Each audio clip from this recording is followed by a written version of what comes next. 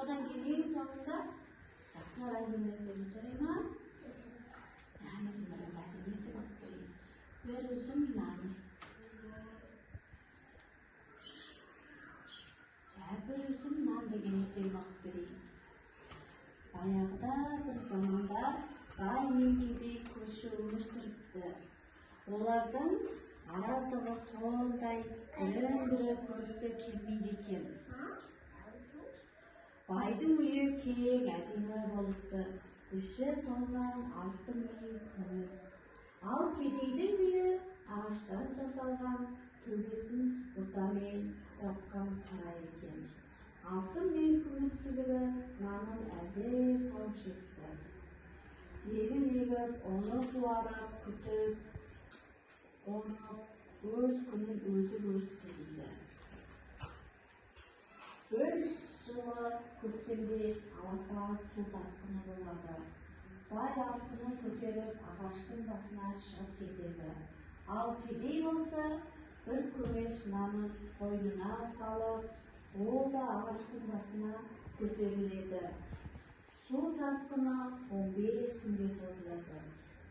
Бір күні қарны ашқан бай кедейге: «Әй кедей, сен мына бір кесек алтынды ал да, маған бір үзімнан бер» дейді. «Жоқ, алтынның өзіңе нан бере алмаймын» деп жауап береді кедей. Екінші күні бай кедейден тағы да нан сұрайды. «Алтынымның жартысын берейін» дейді ол жолы.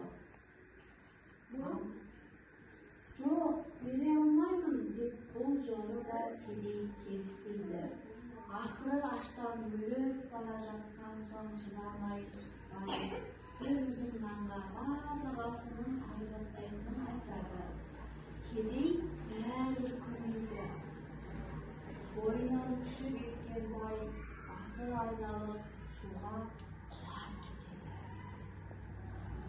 Ал келесі күні су тоқтап, кедей ағаштың басынан түседі. Халықтың алтын күміс тас екен, арпа бидай ас екен дейтіні осыған орай айтылған екен. Ертегі ұнады ма сендерге балалар? Иә! Не туралы ертек болды? Бай мен кедей Кедей туралы ертегі екен, иә балалар?